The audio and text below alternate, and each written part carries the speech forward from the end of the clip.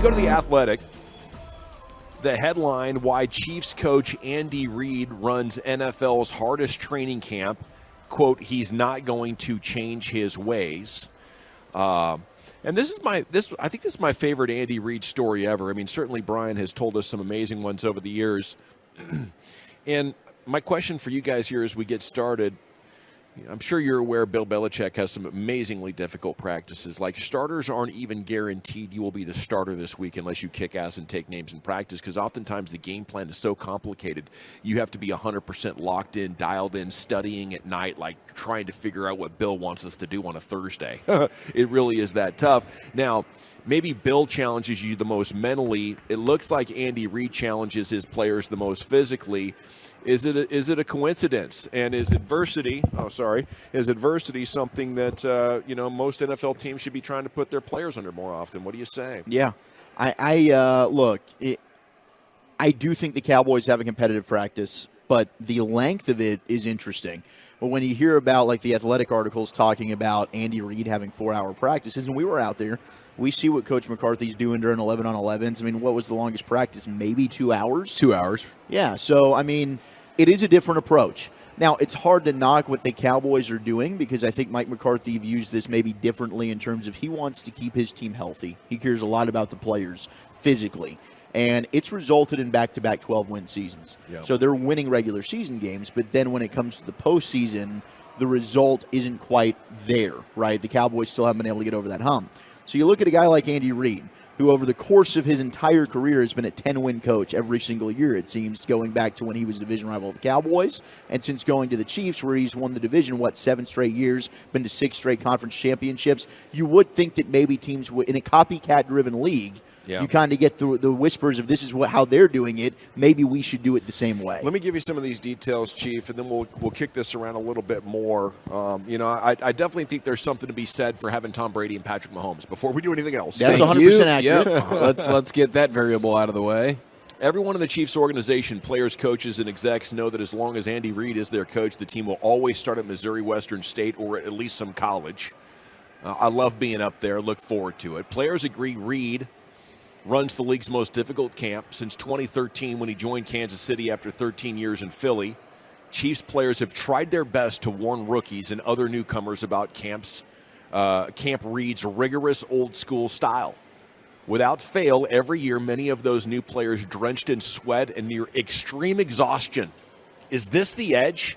Putting them under this level of physical exhaustion, mental pressure, and getting them to operate, that's, to me, what you want out of a practice. Now, you could argue that in the NFL, these guys are so high level, they no longer need that. They're staying in great shape.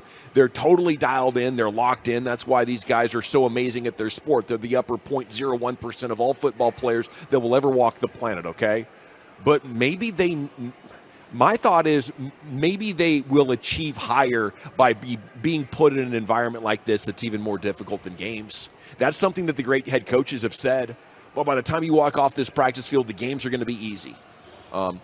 Is that too old school? Do we need to get rid of that as well? Like the players are actually tired of like, oh my goodness, that was hard? Because I have never seen the Cowboys have a difficult practice. Not Wade, not Jason, not Mike McCarthy. I'd have to ask Brian Broaddus for the last time he was at a training camp where there was a player ever lying down because of physical exhaustion. Yeah. It's never happened. No.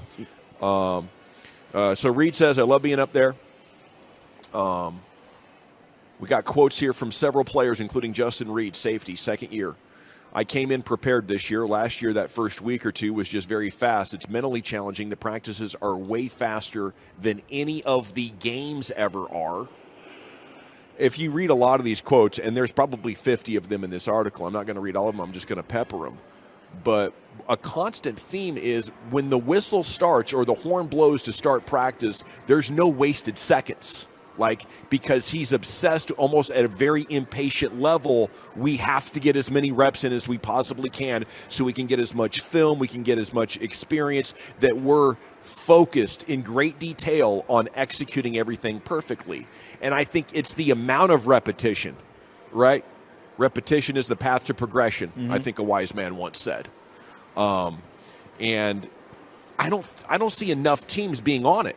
Like, you can go off and do your individual training, the rip-throughs and all the techniques that you want, the one-handed with the jugs machine. You can do all of that. What you cannot simulate is reps under exhaustion in a team environment. Once your players leave your building, they can't do that. In all the other sports, they can go play a great one-on-one session with a comparable peer. They can go pitch with their pitching coach, and those things are very comparable to what they're going to be doing in the actual games. In football games, like training camp is the only time you get to actually go somewhat live, and they've limited the physicality.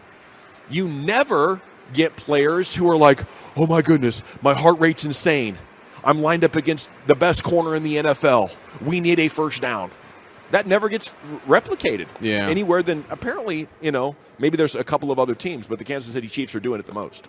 No, I definitely like it. I definitely like it, and I think there's certainly a place for it. I don't know. I wonder if this is a day-in, day-out grind, or if it's, hey, 3-4 days a week, these practices are going to get crazy on you. But, I think it's smart because this isn't all year long. This is training camp. This is building your body for what is to come over the next 3 months of regular season football, and you have to sort of callous to that a little bit.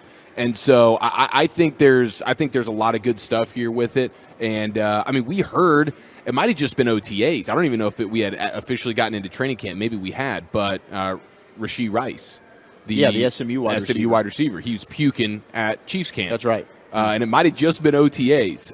But I think there's a huge place for that. And then everything you're doing as an organization, from your training staff to your strength and conditioning to then with your coach, everything is married. So you're doing all the necessary things out off the field as well to accommodate for the fact that you're going hard as bleep for 3-4 hours in these practices. So it makes a ton of sense to me hopping around. I'm used to being in high school practices where most of the time these coaches are like, especially in the two-a-day stuff, but there's no walking around. No. When you're on the field, you better run. The only time is that water break, and then everything settles down for a minute. But otherwise, it's you're on a hop from whatever drill to drill or whatever it may be, and you go to the Cowboys practice or whatever, and there's plenty of that going on. I know, just walking around. Practices, and there's definitely a place for injury prevention.